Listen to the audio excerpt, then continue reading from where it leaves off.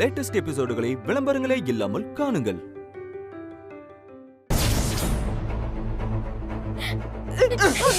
ஒழுங்க மரியாதை ஒரு துணிமணியில எடுத்து வெளியே போய் சொல்லிட்டேன்.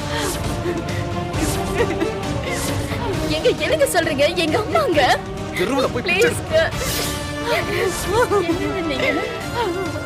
வந்து போகும்போது அம்மா இருக்க கூடாது. ஏங்க அம்மா என்ன விட்டுருங்க, நான் போயிடுறேன்.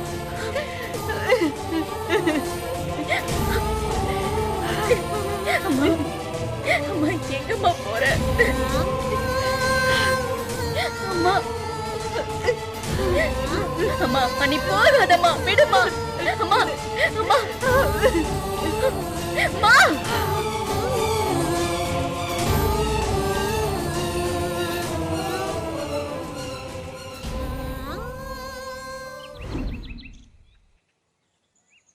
எப்படி சீதா இந்த அம்மாவுக்கு ஹாஸ்பிட்டல் விஷயம் தெரிஞ்சது? ஒருவேளை டாக்டர் எதுவும் சொல்லிருப்பாரோ? அவர் சொல்றதுக்கு வாய்ப்பே இல்லை. அவர் எதுக்கு இந்த அம்மாவை தேடி வந்து சொல்லிட்டு போகணும்?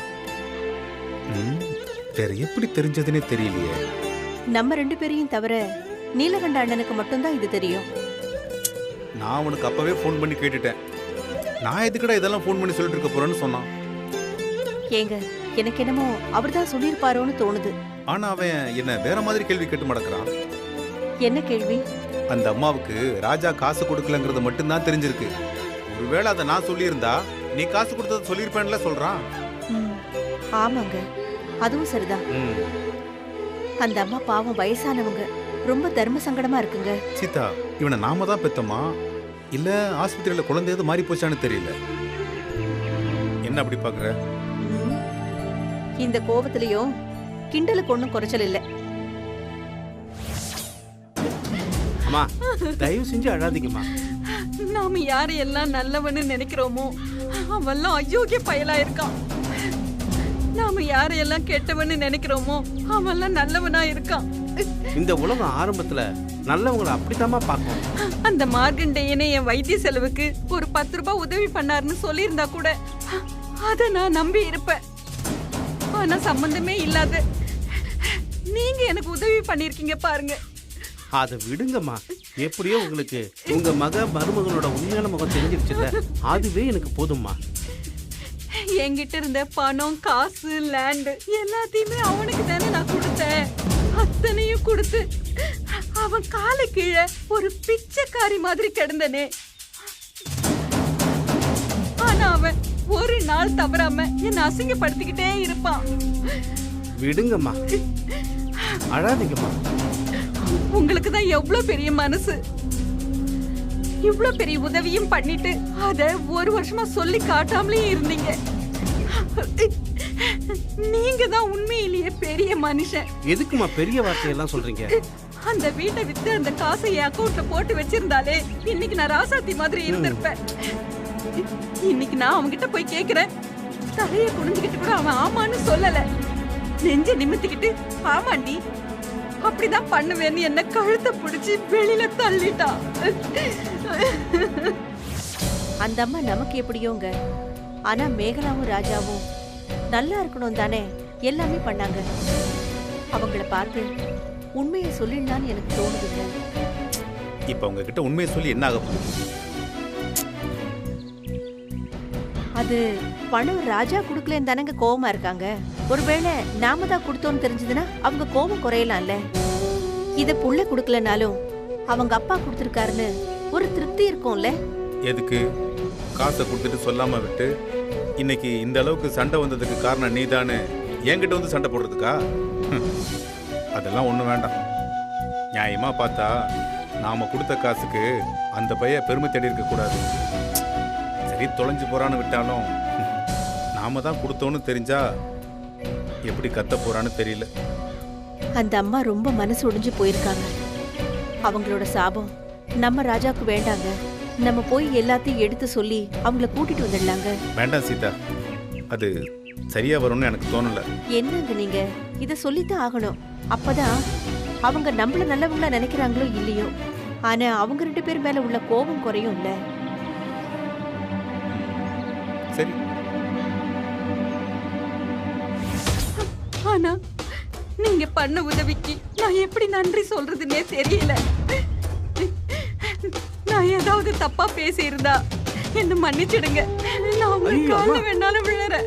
அம்மா பெரியவங்க இப்படி எல்லாம் பண்ணக்கூடாதுமா. என்னால உங்க குடும்பத்துக்கு நடுவுல இப்படி பிரச்சனை ஆயிடுச்சே, அதுதான் எனக்கு சங்கடமா இருக்குமா. இது பாருங்க, இனி அவ என் மகளும் இல்ல, அவன் என் மருமகனும் இல்ல.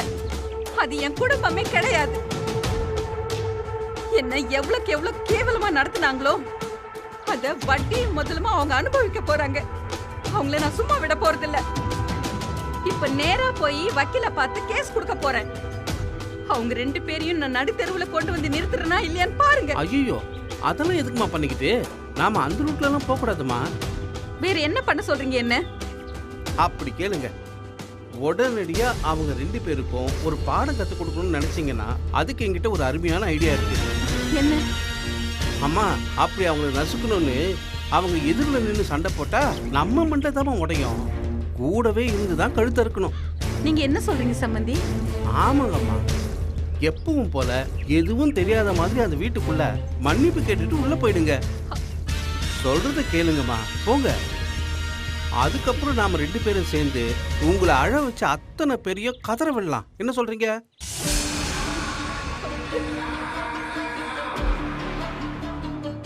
உங்களுக்கு வேணான்னா விட்டுருங்கம்மா, பரவாயில்ல.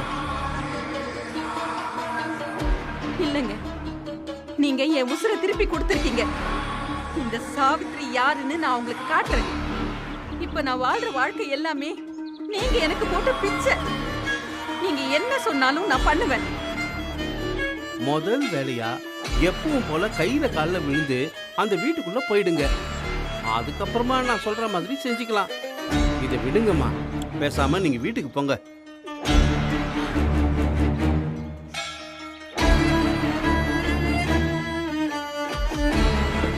நான் போயிட்டு வரேன்.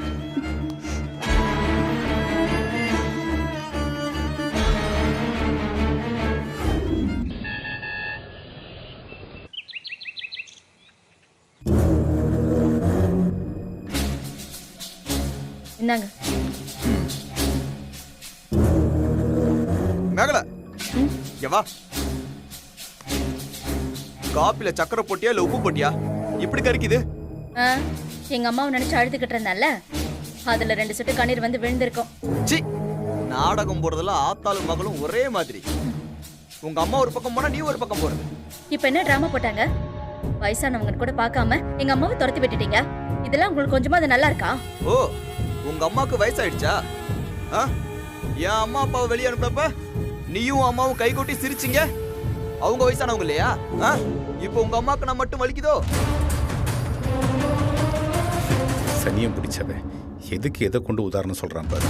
டேய் ராஜா, பண்றதையும் பண்ணிட்டு அதை நியாயப்படுத்துற மாதிரி பேசாதடா. என்ன இருந்தாலும் நீ பண்ணது ரொம்ப ரொம்ப தப்பு. முதல்ல போய் அவங்களை கூட்டிட்டு வா. மா விடுங்கம்மா, அதுக்கெல்லாம் நம்மளை விட்டா வேற வழியே இல்லை. அதெல்லாம் தானா வரும். ஏங்க, எங்க அம்மா மானரஷத்தோட வாழ்றவங்க, சத்தியத்துக்கு கட்டுப்பட்டவங்க.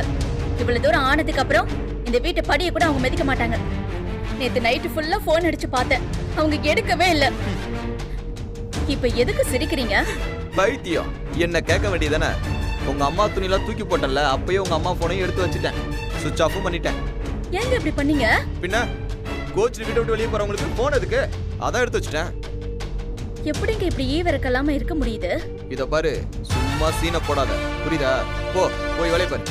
கோவத்துல எங்க அம்மா ஆத்துல குளத்துல விழுந்திருந்தா, இல்ல தண்டவாளத்துல தலையை கொடுத்திருந்தா என்ன பண்றது? யாரு? உங்க அம்மா மானரோசத்துக்கு பயந்து ட்ரெயின்ல விழுந்து சாக போதா? சரி, இந்த கதையில போய் வேற யார்கிட்ட சொல்லு. சும்மா இங்க உட்காந்து பேசிக்கிட்டு இல்லாம அவங்கள போய் தேடுற வழியை பாரு. நீங்க வேற. நான் சொல்றேன், நீங்க வேணா எழுதி வச்சுக்கோங்க. இன்னைக்கு சாயந்தரத்துக்குள்ள அந்த அம்மா வீட்டு வாசல்ல பையோட வந்து நிக்குதா இல்லையான்னு மட்டும் பாருங்க. இங்க பாருங்க, இல்லவே இல்ல. இன்னைக்கு மட்டும் இல்ல, இன்னும் 100 நாள் ஆனாலும் எங்க அம்மா இங்க வரவே மாட்டாங்க. இனி எங்க அம்மா இந்த வீட்டு வாசப்படியை மிதிக்கவே மாட்டாங்க.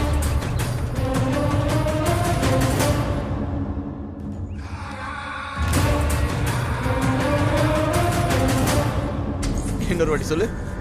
எங்க அம்மா இனி இந்த வீட்டு வாசப்படிய மிதிக்காது. அப்படியா? கொஞ்சம் அக்கட சூடு.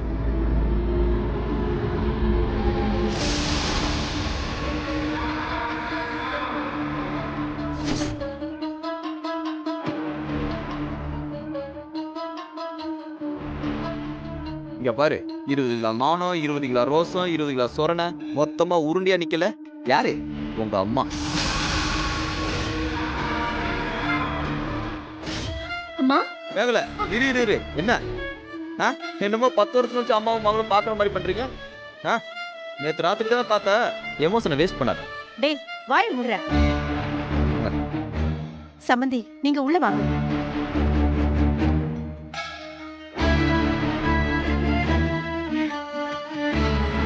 கொடுமா.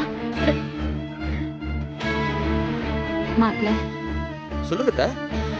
எனக்கு தெரியும் இங்கிலீஷ்ல உங்களுக்கு பிடிக்காத வார்த்தை சாரின்னு. அதை தவிர சொல்றதுக்கு என்கிட்ட வேற வார்த்தை இல்ல மாப்பிள்ள. அத யார் சொன்னா உங்ககிட்ட? எனக்கு சாரி எல்லாம் பிடிக்கும். நீங்களும் உங்க பொண்ணு போய் தீபாவளி பொங்கல்லாம் சாரி எடுப்பீங்களே, அதான் எனக்கு பிடிக்காது.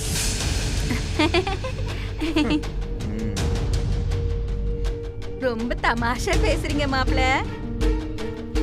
அதெல்லாம் இருக்கட்டும். நேத்து நீங்க போன ஸ்பீட பார்த்ததும் அடுத்து உங்களை கோர்ட்ல தான் சந்திப்பேன்னு நினைச்சேன். போஸ்டுக்குன்னு வந்து நிக்கிறீங்க.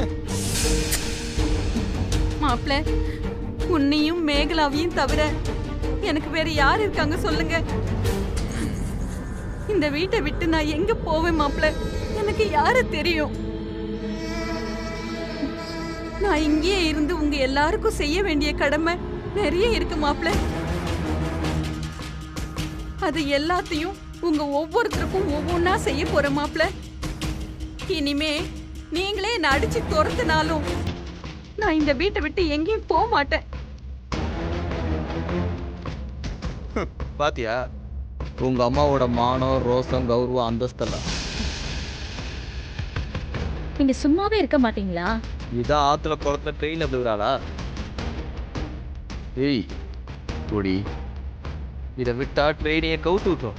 பெரிய கேடி உங்க அம்மா. இங்க பாருங்க, இன்னொரு தடவை இந்த வீடு வாசல் ஆபரேஷன் செலவு அப்படி இப்படின்னு வாயை திறந்தீங்கன்னு வச்சுக்கோங்க, பொயட்டா இருக்கும். புரியுதா? சரிங்க மாப்பிள்ள, வாயை திறக்க மாட்டேன். நேத்து நீங்க பேசின பேச்சுக்கு இன்னும் 10 நாளைக்கு வாசல்லயே இருந்துக்கிற மாப்பிள்ள. நீங்க எப்ப உள்ள வான்னு சொல்றீங்களோ அப்ப வந்துடுறேன் மாப்பிள்ள.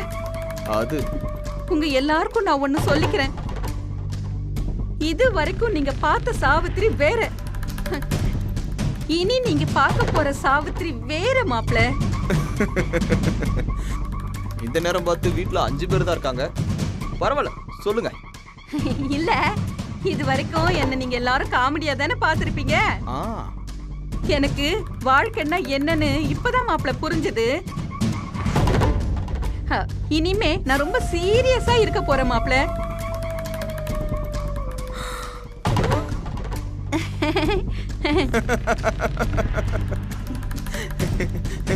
நீங்க பண்ண காமெடியிலேயே இதுதான் சிறப்பான தரமான காமெடி. போய் வாசல்ல உட்காந்து பண்ணுங்க.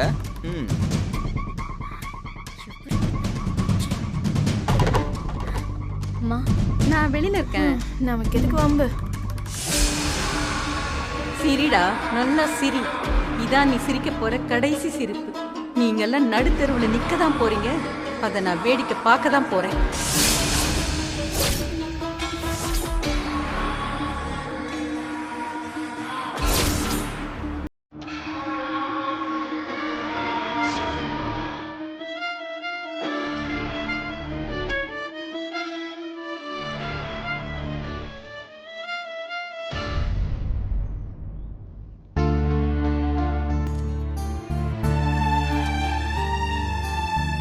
என்னங்க, அந்த அம்மா வாசல்ல உட்கார்ந்துருக்காங்க.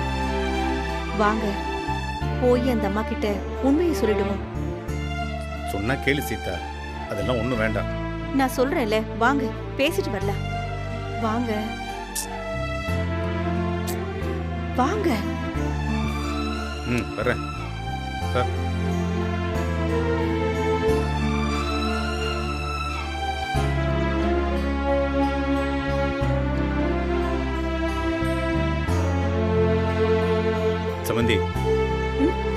உங்ககிட்ட கொஞ்சம் பேசணும்.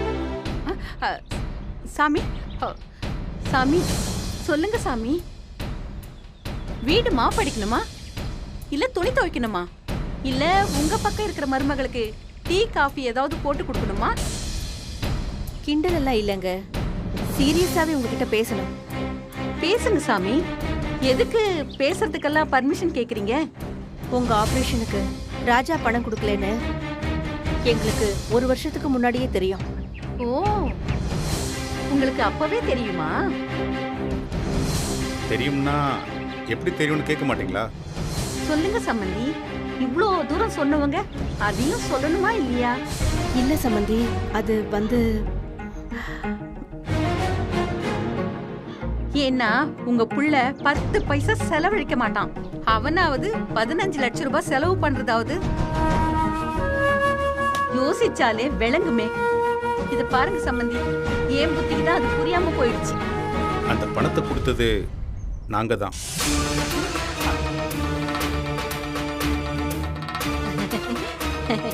என்ன சாமி இது புது கதையா இருக்குது? உண்மைதாங்க. இவர் ஃப்ரெண்டோட பையன் ஏமாத்தின பணத்தை திருப்பி கொண்டு வந்து கொடுத்தான்.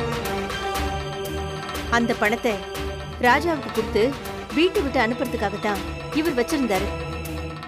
அந்த நேரத்துல உங்களுக்கு உடம்புக்கு முடியாம போனதும் பணத்தை கொண்டு போய் ஹாஸ்பிட்டல்ல கட்டிட்டாரு. ஐயா சாமி, இந்த காது ரெண்டும் எனக்கு 3 வயசு இருக்கும்போதே குத்திட்டாங்க. ஆனா நடுவுல ஒரு வாட்டி அடைச்சிருச்சுன்னு மறுபடியும் குத்துனாங்க ஐயா. உங்க புள்ள வேற பல வாட்டி குத்தி ரணகளமா இருக்கு. இப்போ நீங்களும் குத்துனா இல்லம்மா, அது எவனோ கொடுத்த 15 லட்சம் ரூபாய்க்கு உங்க புள்ள மெடலை வாங்கி குத்திக்கிட்டாரு. இப்ப அத புடுங்கி நீங்க குத்திக்கலான்னு பாக்குறீங்களா? பெரிய மனுஷன். ஐயோ, உங்களுக்கே இது நல்லா இருக்கா? அப்பா, தெய்வீக சிரிப்பையா. ஐயா சாமி, நீங்க எவ்வளோ பெரிய மனுஷன். இந்த மாதிரி ஒரு சின்ன விஷயத்துக்கெல்லாம் பொய் சொல்றது உங்க கேரக்டருக்கெல்லாம் ஒத்து வராது ஐயா. அப்ப நான் வரட்டுங்களா?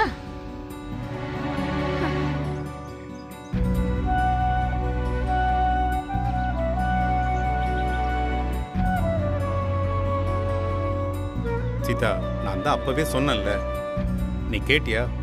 யாரும் அவங்க கிட்ட இத சொல்லிருக்காங்க, ஆனா விஷயத்தை முழுசா சொல்லல. விடு, நடந்த விஷயம் தெரிஞ்சு போச்சு. அந்த அம்மாவும் திரும்பி வந்தாச்சு. இப்போ நாம தான் கொடுத்தோன்னு தெரிஞ்சு என்ன ஆக போகுது? வா, நம்ம வேலையை பார்ப்போம்.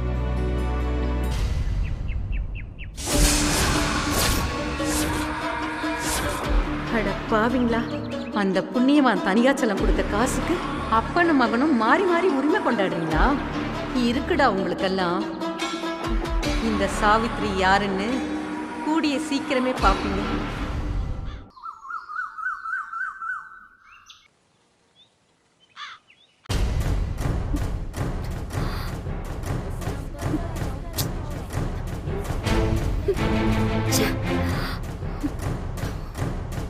யாரு பிரியா? அப்பாதான். என்ன சொல்றாரு? அன்னைக்கு கோயிலுக்கு வந்துட்டு போனதுக்கு அப்புறம் போனே எடுக்க மாட்டேங்கிறாரு. நடந்த எல்லா தப்புக்கும் நான் தான் காரணம். நீ எதை தப்புன்னு சொல்ற? இல்ல, நடந்த எல்லா பிரச்சனைக்கும் நான் காரணமாயிட்டேன். அதான் நான் உன்னை சரி பண்ணிக்கோன்னு சொல்றேன். நான் எதுக்குமே உன்னை கம்பல் பண்ண மாட்டேன் ரவி.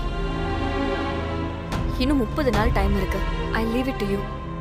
அதுக்காக இப்படியே உட்கார்ந்துட்டு இருக்காத. அடுத்து என்ன பண்ணலான்னு யோசி. கடையை ரெகுலரா ரன் பண்ற மாதிரி பாத்துக்கோ. ஃபர்தரா எப்படி டெவலப் பண்ணலான்னு ஐடியா பண்ணு. நாம நம்ம வேலையை பார்க்கலாம். We got to move on.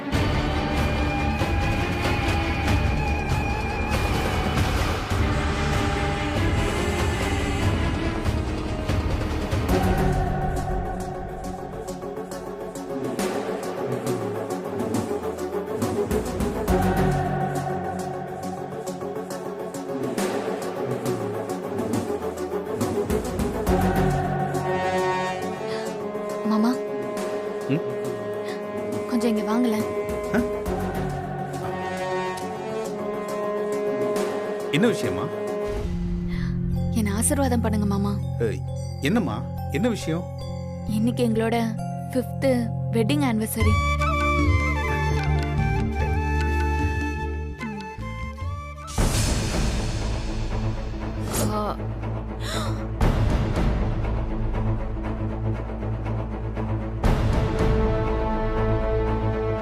என்ன ஆசீர்வாதம் பண்ணுங்க மாமா. அம்மா நல்லா இருமா, நல்லா இருமா, நல்லா இரு.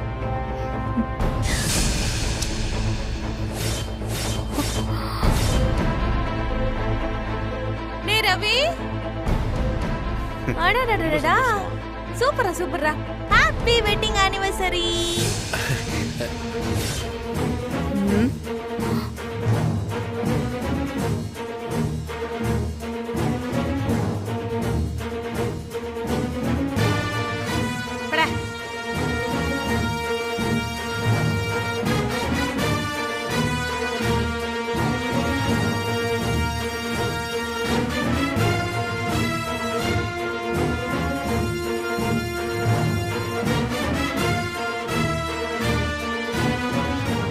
எங்க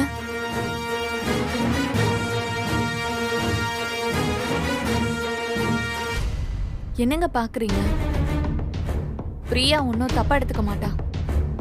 இந்த 30 நாளைக்கு ஒத்துக்கிட்டு தானே அவ கையெழுத்து போட்டா. நம்ம வெட்டிங் ஆனிவர்சரியை நம்ம கொண்டாடக்கூடாதுன்னா ரூல்ஸ் கிடையாது. இப்ப வரைக்கும் எனக்கு கட்டின தாலி என் கழுத்துல தான் இருக்கு. நீங்க தான் என் புருஷன். கொஞ்சம் இந்த பக்கம் வந்தீங்கன்னா நம்ம 2 பேரும் சேர்ந்து பெரியவங்க கிட்ட ஆசீர்வாதம் வாங்கிக்கலாம்.